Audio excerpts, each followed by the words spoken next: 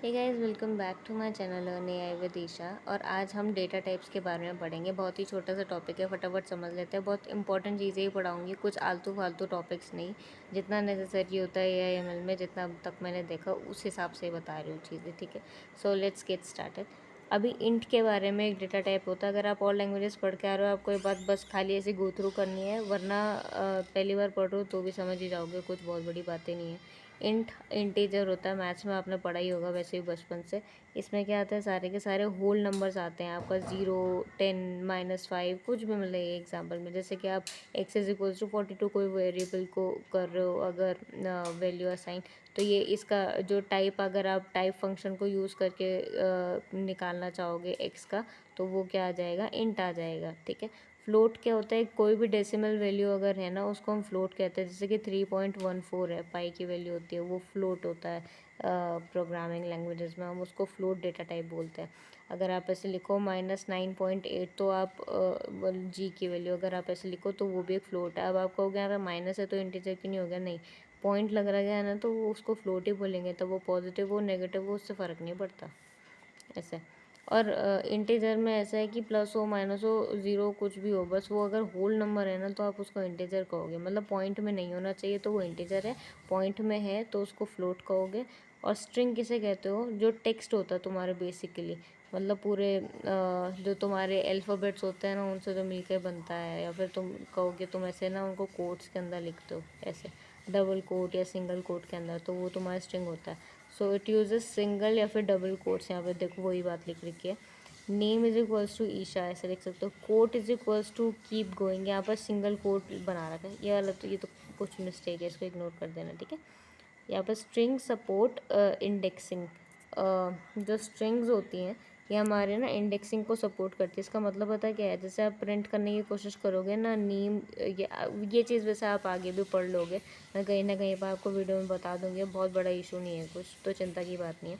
तो अगर आप नेम और यहाँ पर ये स्क्वायर ब्रैकेट बना के 0 लिखोगे ना, मतलब इंडेक्स 0 को अगर आप एक्सेस करना चाहोगे, तो ये आपको आउटपुट में आई दे देगा। मैं आपको इसको अभी अच्छे से बताती हूँ।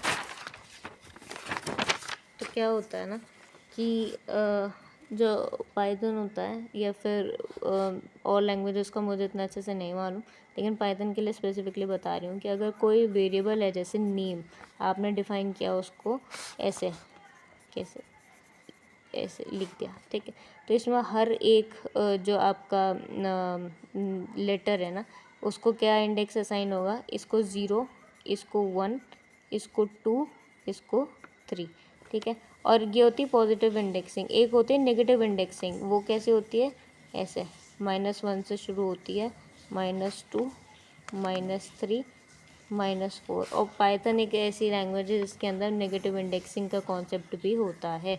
तो इसकी वजह से आप ना लास्ट इंडेक्स में जो लास्ट एलिमेंट होता है ना, उसको भी एक्सेस कर सकते हो आसानी से, और उसके थ्रू बहुत सारी प्रॉब्लम्स भी सॉल्व होती है एक तो अभी क्या है, इंडेक्सिंग ऐसे होती है इंटरनली तुम्हारे। तो अब इसमें क्या है ना, आप किसी भी एलिमेंट को, मतलब किसी भी कैरेक्टर को ना एक्सेस कर सकते हो। कैसे, अगर आप जानना चाहो कि मेरा जो भी नाम है उसमें जो दूसरा लेटर है वो कौन सा लेटर है, नाम का दूसरा लेटर कौन सा है, तो आप क्या करोगे, नेम और दूसरा लेटर आप जानना चाहते हो ना, आप यहाँ पर क्या लिख दोगे।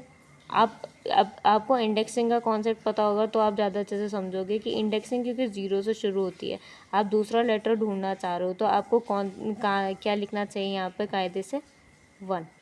क्यों, क्योंकि दूसरा लेटर तभी मिलेगा आपको, क्योंकि इंडेक्सिंग ऑलवेज स्टार्ट्स फ्रॉम 0। ये बहुत इंपॉर्टेंट कॉन्सेप्ट है, ये आपको दिमाग में बिल्कुल गांठ बांध के रखना है। तो यू विल बी एक्सेसिंग अगर राइट एलिमेंट एक्चुअली, क्योंकि आप कहोगे ना अगर ईशा नाम में दूसरा लेटर कौन सा है, तो वो वैसे तो एस है, लेकिन अगर आपको दूसरा लेटर कौन सा, अगर आपको ये बात नहीं पता होगी, आप यहाँ पे 2 लिख दोगे और एच को एक्सेस कर दोगे, तो चीज़ गलत हो जाएगी। तो इस बात को आपको हमेशा याद रखना है। एक तो नेगेटिव इंडेक्सिंग का कॉन्सेप्ट होता है पाइथन में, किसी भी स्ट्रिंग में, लिस्ट में, ठीक है।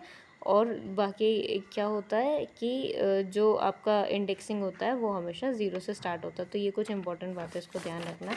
बाकी थोड़ी सी और चीज़ ये रह गई कि जो बूलियन होता है, ये क्या होता है, बूलियन वैल्यूज़ ट्रू और फॉल्स होता है, मतलब 0 या 1 होता है, ठीक है।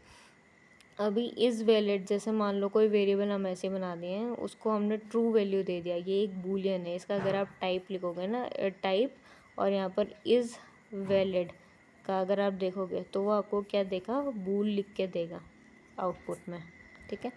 और अगर आप इज़ ग्रेटर ऐसे करके, मैंने खाली ऐसे वेरिएबल बनाए हैं, वेरिएबल का नाम आप कुछ भी लिख सकते थे, आप ऐसे भी लिख सकते थे, A is equals to 5 greater than 3।